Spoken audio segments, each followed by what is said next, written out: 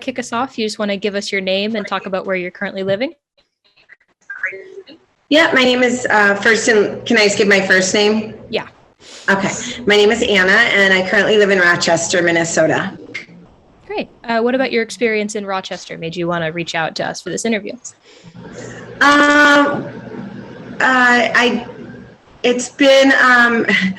It's challenging. It's not my favorite city I've lived in, that's for sure. It's not a good fit for me, but I'm not,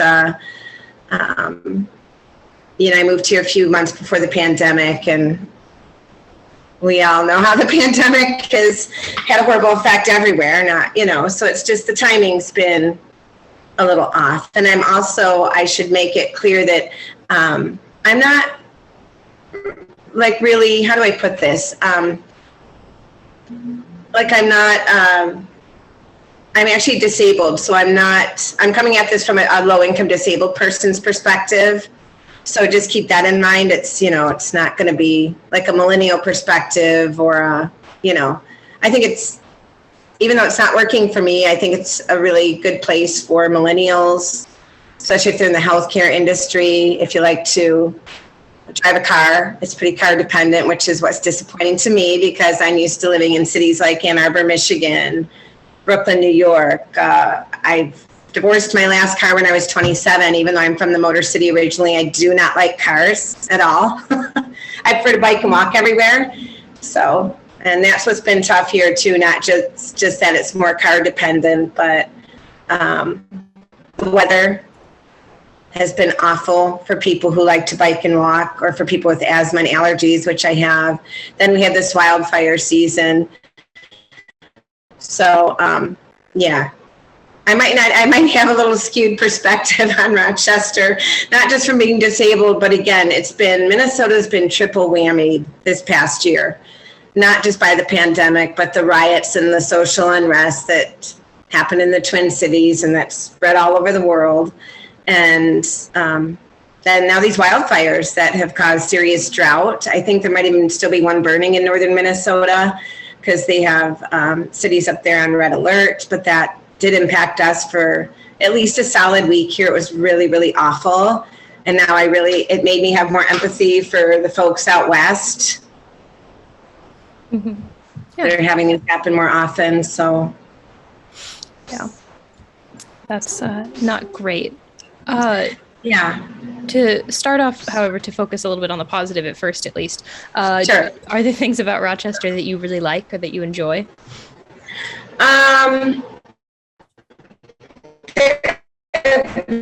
Yeah, I think everybody would agree.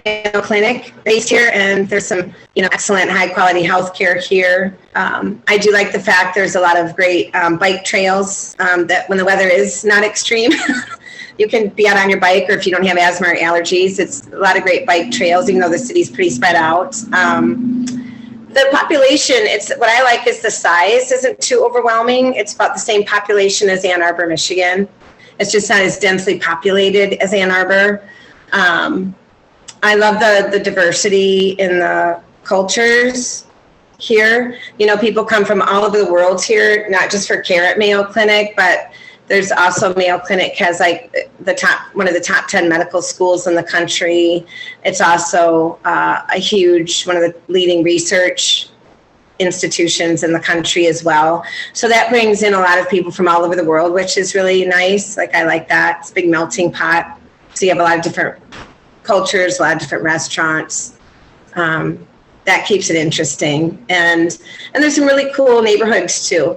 I live in a historic neighborhood, and Mayo Clinic's in a historic neighborhood. So if you're into history and old historic buildings, they've got some beautiful architecture and nice tree lined streets and stuff. A little more densely populated around downtown, which is nice. So you don't, so you feel more connected. What else? I wrote down a few notes, and feel free to ask me anything else, because I have really bad ADHD and stress. So what else? Yeah, the size, the historic neighborhoods, the county, and it's in Minnesota, which is a big plus. Even though Minnesota has been hit really hard, it's always been one of the always in the top 10 states for several things, including supports for disabled people and its vulnerable population, if that's an okay word to use. I'm not politically correct these days, but, and it's always prioritized. It's been one of the leading states to prioritize the social welfare of its residents. It's always had a good economy, and it's a real role model state in a lot of ways. So it's really, it's sad to see what it's going through right now, how devastated it's been. Mm-hmm. Yeah. So.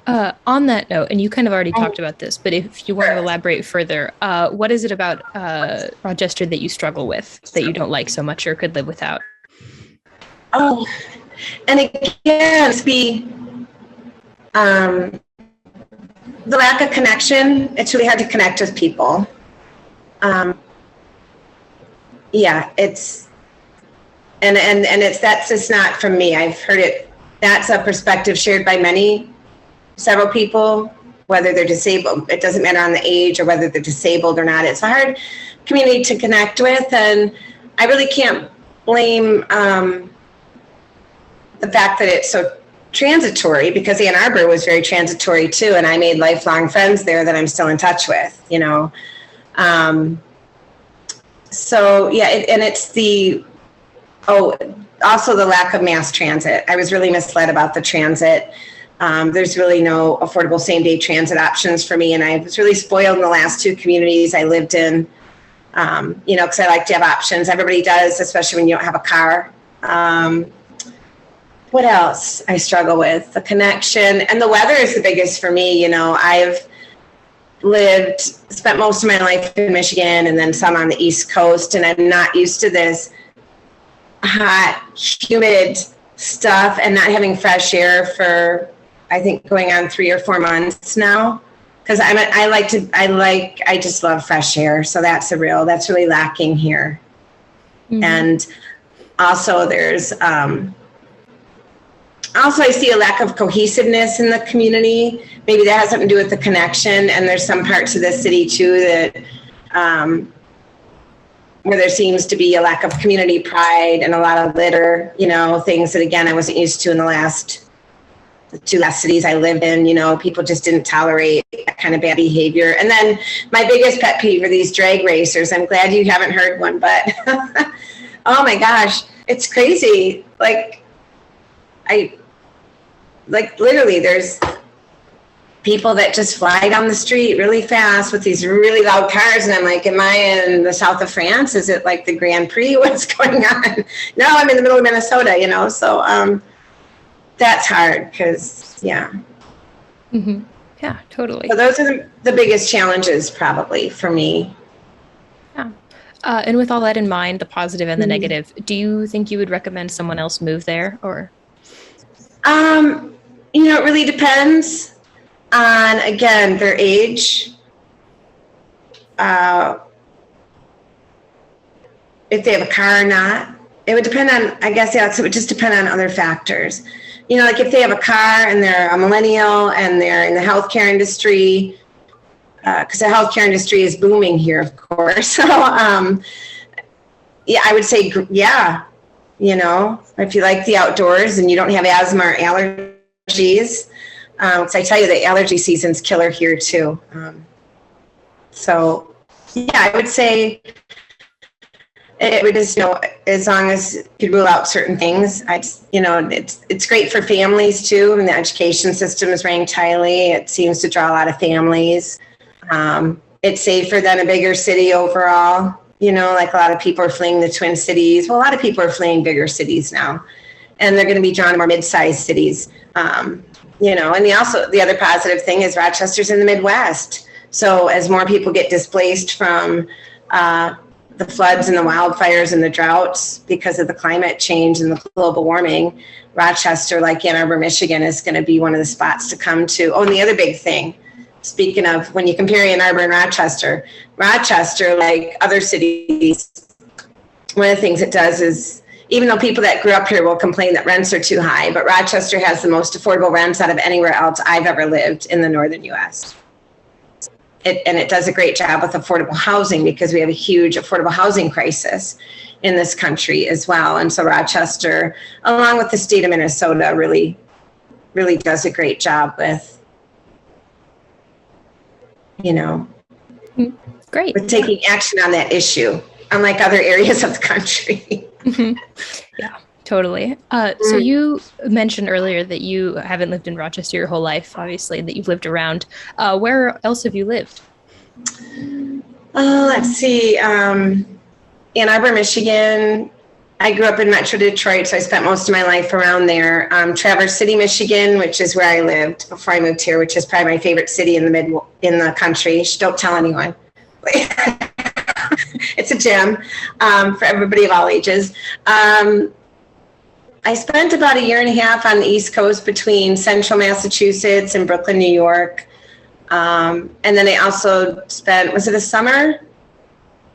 I don't remember, maybe a few more months, a summer and a fall, maybe doing a work exchange out in the Pacific Northwest, Portland and Seattle. Because at one time I was thinking of settling out there because I had friends from Detroit that moved there, but I'm kind of glad I didn't settle on the coast. But even though I love that part of the country too, so yeah, just northern. I'm a northern bird, so I just stuck with northern cities. I really love the East Coast a lot. That was probably my favorite. Between the mass transit and I didn't have allergies out there. The ocean, seems to salty air seems to help with that. And but it's really expensive, and it's getting more expensive.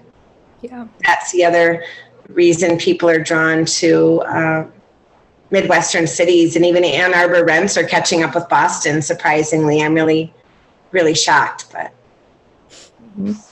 Yeah. But so Rochester is it's livable in a lot of ways when it comes to affordability. Nice. In all of your travels across the U.S., which one would you say was your biggest move, like in terms of cultural differences? Which one was I'm sorry, I didn't understand that question, Alex. Yes. Yeah, totally. Like your biggest or your most drastic move, like in terms of cultural differences from one place to another. That's a great question, and I'm going to have to go back and say that it was probably, you would think it would be moving from one state to another, but it was moving from a poor working class suburb that I grew up in from Detroit to Ann Arbor, Michigan was probably the biggest when I was in my late 20s, I think it was my late 20s. That was the biggest cultural shock because there were so many privileged people there. People that didn't have to work for a living, and that was not something and people that could had time and money to have hobbies. Because I come from a real working poor family in the Detroit area where everybody had to work hard, including myself, to keep a roof over their head and food in their mouth.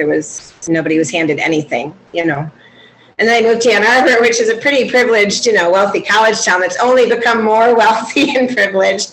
And it was a bit of a shock. So that, yeah. Yeah. What about going from, working class to upper class? What about that experience was like stuck out as expressly positive or negative for you?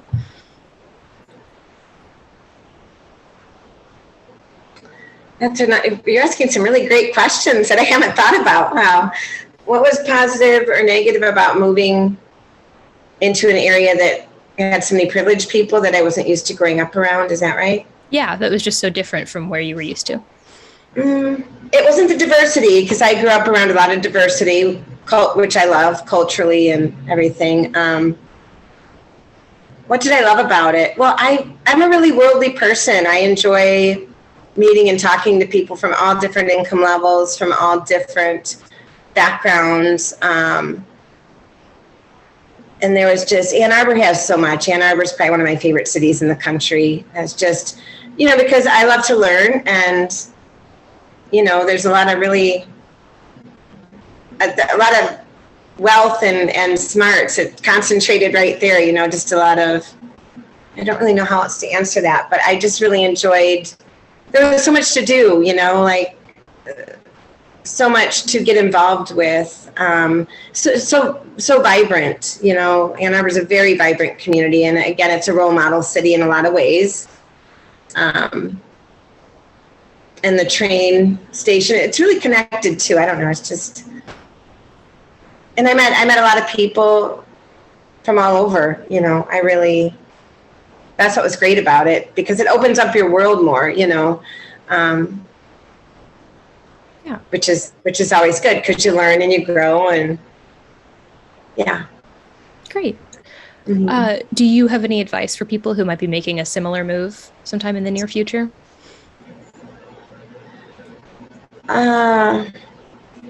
Trust your gut. Do your research. One of the great ways to research a community, aside from, I wouldn't always trust Googling, you know, especially if you have ADHD, because it'll just take you all over the place and waste a lot of your time.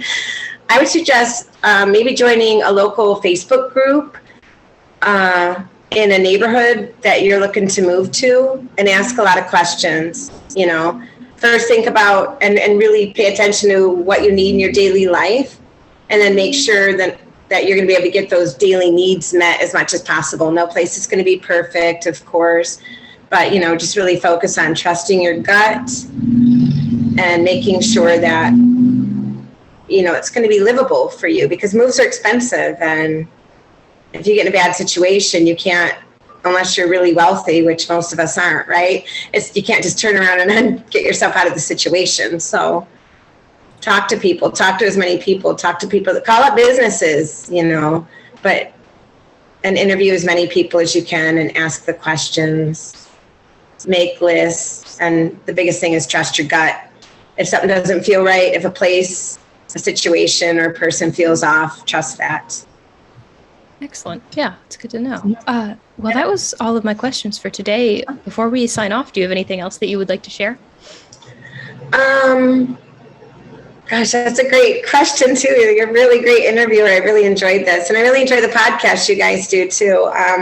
Yeah, just keep up the great work, and I appreciate your time. And I wish I would have been more prepared, but it really is. You know, I should say that Rochester, where I live too, is voted. It's still ranked in one of the top 12 cities to live in the country for this year. It really has a lot going on. So I have a little skewed perspective, I think, but I think there's a lot of positives for most people, and they're expecting, and they're also doing a great job preparing for the influx of people that will be coming here in the future. So yeah, definitely check it out, and don't let my little slant or perspective, you know, scare you away.